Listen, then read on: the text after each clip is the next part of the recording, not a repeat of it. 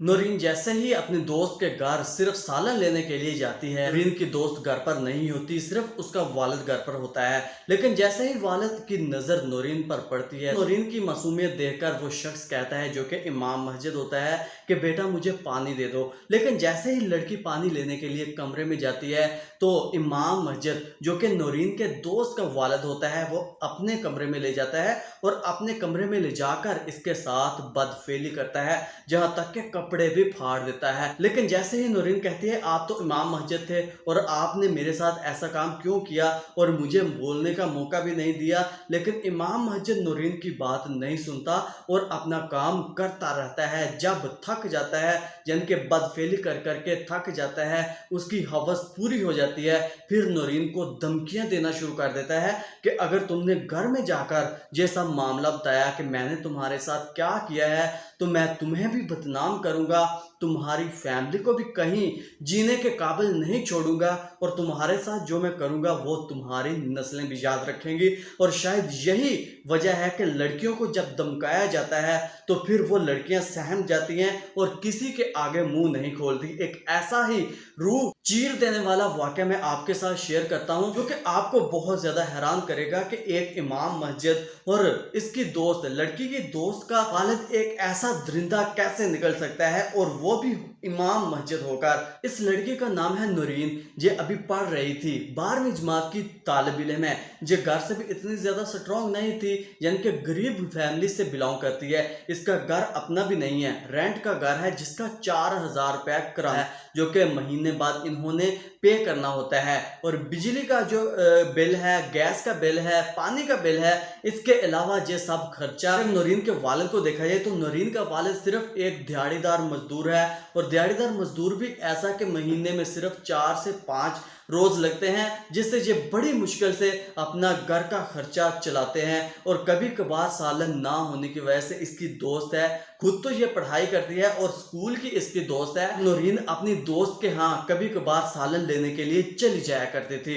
लेकिन ये काफी अरसे से चलता रहता था और लड़की को, नौरीन को इस बात का आइडिया नहीं था कि इसकी दोस्त की बुरी नजर मुझे कहीं बर्बाद ना कर दे। नौरीन जैसे ही अपनी दोस्त के घर जाती है सालन लेने के लिए, तो दोस्त इसकी बाय चांस घर पर नहीं होती। सिर्फ घर पर नौरीन की दोस्त का वालिद होता है, जो कि इमाम मस्जिद होता है। नौरीन की दोस्त का वालिद कमरे में बैठा होता है, लेकिन जैसे ही नौरीन घर में दाखिल होती है, वो पूछती है कि घर में कोई है, तो इमाम मस्जिद साहब कहते हैं कि घर में तो कोई नहीं है, फिलहाल तो मैं अकेला ही हूँ। तो नौरीन कहती है कि मुझे सालन चाहिए था, मैं सालन लेने के लिए आई हूँ। तो इमाम मस्जिद कहता है कि ठीक है, आओ बैठो, पहले मुझे पानी पिला दो, मुझे बहुत ज्यादा प्यास लगी हुई है। लेकिन जैसे ही नौरीन कमरे में पानी लेने के लिए जाती है, पीछे ही इमाम साहब जाते हैं और इमाम साहब लड़की को अपने कमरे में ले जाते हैं। लेकिन जैसे ही अपने कमरे में ले जाकर दरवाजा बंद करते हैं इमाम साहब, तो लड़की कहती है कि आप तो इमाम मस्जिद हैं, फिर आप इतना गलीज तरीन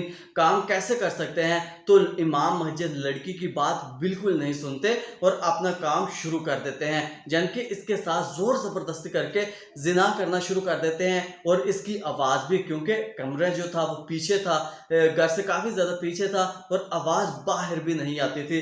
लड़की के साथ, नौरीन के साथ जिना जैसे करते हैं, और जिना करने के बाद, अपनी हवस पूरी करने के बाद, इसके कपड़े भी फाड़ देते हैं लड़की के, नौरीन के। और कपड़े फाड़ने के बाद जैसे ही ये फारग होते हैं, मौलवी इमाम साहब जब फारग होते हैं, तो इमाम बाद में लड़की को धमकियां देना शुरू कर देता है कि अगर तुमने ये सारा मामला, ये सारा वाकया घर जाकर बताया, या मेरी जो अपनी दोस्त है उसको बताया, या मेरी फैमिली के किसी भी मेंबर को बताया, तो मैं तुम्हारा वो हशर करूंगा कि तुम्हारी 7 पुश्तें याद रखेंगी। नौरीन सहम गई। नौरीन ने किसी को ये बात नहीं बताई, यहाँ तक कि नौरीन की अपनी जो दोस्त थी, जिसके वालिद ने यह काम किया था, उसको भी नौरीन ने नहीं बताया कि कहीं मैं अपनी दोस्त को ये बात करूं और दोस्त जाकर अपने वालिद को कह दे, मौलवी को कह दे, इमाम साहब को कह दे कि तुमने मेरी दोस्त के साथ, यानी कि आपने मेरी दोस्त के साथ ऐसा गलीज काम क्यों किया है। और डर के मारे नौरीन ने किसी को भी यह बात नहीं बताई। लेकिन ऐसे ही कुछ दिन गुजरे तो इमाम साहब को खतरा होने लगा कि कहीं अगर लड़की ने अपना मुंह खोल दिया तो मुझे भी अपनी फैमिली में बदनाम होना पड़ेगा, मोहल्ले में भी मेरी इज्जत नहीं रहेगी। ये बातें सब सोचकर इमाम साहब उस मोहल्ले से ही कूच कर गए।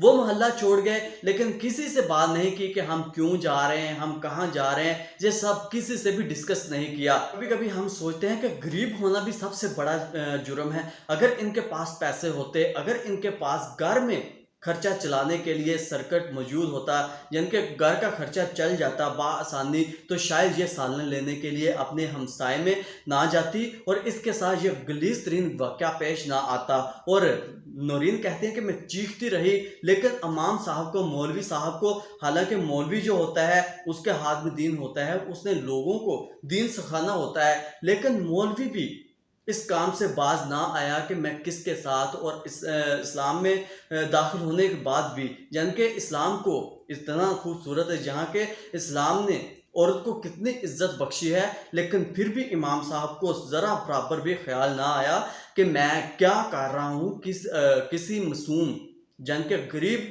किसी की बेटी के साथ ज्यादती कर रहा हूँ। और इससे यह बात भी साबित होती है कि इंसान जितना भी ज़्यादा मोमन हो, जितना भी दीनदार हो, और अगर उसके घर लड़कियों का आना जाना, मोहल्ले में, रिश्तेदारों में लड़कियों का आना जाना हो, तो वो घर बिल्कुल भी मनहूस होता है। यानी कि लड़कियों के बारे में किसी का दिल भी पिघल जाता है, बेशक कोई कितना पर्दादार क्यों ना हो, कोई कितना हाजी नमाजी, बड़ी बड़ी दाढ़ी क्यों ना किसी ने रखी हो, लेकिन उसके ईमान पर आज के वक्त में बिल्कुल भी यकीन नहीं किया जा सकता कि ये अंदर से कैसा है, ये अंदर से किसी भी लड़की को किस नज़र से देख सकता है और अपनी हवस का निशाना भी बनाया जा सकता है। ये स्टोरी शेयर करने का मकसद सिर्फ आपके साथ यही था कि ऐसे बहुत से वाक़े आपको मिल जाएंगे जो कि किसी जन के हमसाए लोग आपस में एक दूसरे के घर में आते जाते रहते हैं। घर में बेटियां होती हैं, माएँ होती हैं, बहनें होती हैं, उन सबको इग्नोर करते हैं कि ये हमारी फैमिली मेम्बर ही है एक हिसाब से और हमें इनसे कोई ख़तरा नहीं होता। तो मैं 100% कह सकता हूँ कि आपको सबसे ज़्यादा ख़तरा इन्हीं लोगों से होना चाहिए जो फैमिली एक दूसरे के घर में आती जाती रहती है, जो कि हमसाए होते हैं। आखिर में सिर्फ यही कहूँगा कि ऐसे लोगों से खुद भी बचें और अपने बच्चों को भी बचाएं, और ऐसे लोगों को घर में आने की कतई ज़रूरत पेश नहीं आनी चाहिए, यानी कि घर में बिल्कुल भी ना आने दें, ना आपकी इज्जत की धज्जियां तो उड़ेंगी, आपकी इज्जत की मोहल्ले में भी भरमार होगी और मोहल्ला भी आप पर थू थू करेगा। सो मिलते हैं किसी नई इंटरेस्टिंग और हैरानकुन स्टोरी के साथ, तब तक आप मुझे दीजिए इजाजत। अल्लाह हाफिज।